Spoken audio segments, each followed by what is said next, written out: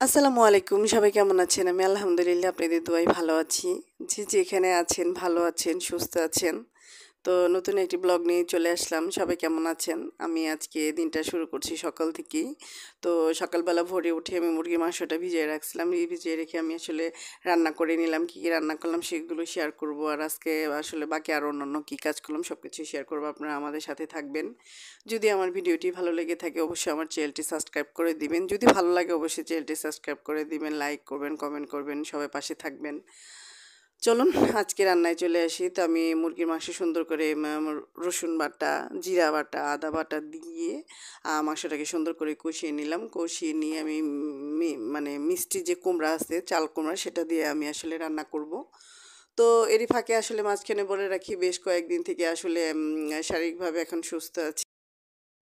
আলহামদুলিল্লাহ, অন্যান্য দিনের তুলনামূলকভাবে বেশ কয়েকটা দিন থেকে আমি শারীরিকভাবে সুস্থ। তো মাংসটা ভালোভাবে কষিয়ে নিচ্ছি। কষিয়ে নিয়ে আর এরই মাঝখানে আমি মিষ্টি লাউটা দিয়ে দিব। মিষ্টি লাউটা দিয়ে আমি ভালো ভালো করে একটু কষিয়ে নেব। কষিয়ে নিয়ে তখন আমি পানি দিয়ে রান্নাটা বসিয়ে দিব। তো আজকে আমি আসলে টাটকিনি মাছ ছিল আর কিছু পালং শাকও ছিল। তো পালং শাক দিয়ে টাটকিনি মাছটা আমি রান্না করে ফেলবো। রান্না টান্না করে আমি আসলে স্কুলে যাব। তো মেয়ের আসলে বইগুলো কিনা হয়নি। তো বই লিস্ট নিয়ে আমাকে বই কিনতে হবে। তো ম্যাডাম বলছে যে 25 তারিখ, যে কোনো 20 তারিখের পরে যে কোনো দিন আইসেন, আসলে আমি সময়ই পাচ্ছি না। তো স্কুলে গেলাম। স্কুলে গিয়ে শুনলাম যে আসলে বই দেওয়া হবে, মানে বই বুক লিস্ট দেওয়া হবে 5 তারিখে। 5 তারিখের দিনে স্কুল খোলা, বললো যে সেদিনে সেই ওরিয়েন্টেশন ক্লাস থাকবে বাচ্চাদের। তো সেদিন বাচ্চাদেরকে নিয়ে আসবেন, সেদিনে আমরা বুক লিস্ট দিয়ে দিব, পরে আপনারা লাইব্রেরি থেকে বই কিনে নেবেন। দেখতে দেখতে আলহামদুলিল্লাহ মেয়েটা বড় হয়ে গেল। সেই দিন মনে হয় জন্ম হলো, আজকে আমি স্কুলে দিয়ে আসলাম। তো স্কুলে যাওয়ার যে অভিজ্ঞতাটা, মানে এখন মনে হয় আমার শুরু হয়ে গেল। মেয়েকে যখন থেকে স্কুলে নিয়ে যাব তখন থেকে মানে আরও সময় আমি পাবো না, এখনই কোনো সময় পাই না। দেখা যায় সকালবেলা উঠে এক হাতে সব কাজ করতে করতে সময় চলে যায়। ছোট্ট এই দিনে আসলে কোনো সময় আমি মিলে উঠতেই পারতেছি না।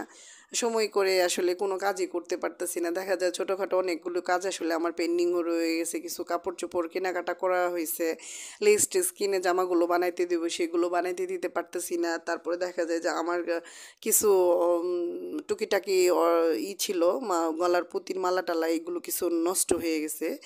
আমার ননদের বিয়ের সময় ব্যবহার করছিলাম, সেগুলো জুয়েলার্সের দোকানে যাই একটু ঠিক করব, সেই সময়টুকু আসলে আমার হচ্ছে না। ছোটো এই দিনটা তাড়াতাড়ি চলে গেলে ভালো, বড় দিনে সব কাজ করে আসলে আনন্দ পাই। তো আমার আসলে মাংসটাও হয়ে গেছে। এই মুহূর্তে আমি মাছটা সুন্দর করে কষিয়ে নিয়ে বসিয়ে দিব। সব মিলে আলহামদুলিল্লাহ ভালো আছি। বছর আস্তে আস্তে দেখতে দেখতে 2024 সাল শেষ হয়ে যায়, 2025 সাল আসতেছে। তো বেজোড়া সাল সবসময় আমার জন্য ভালো সাল যায়, লাকি সাল।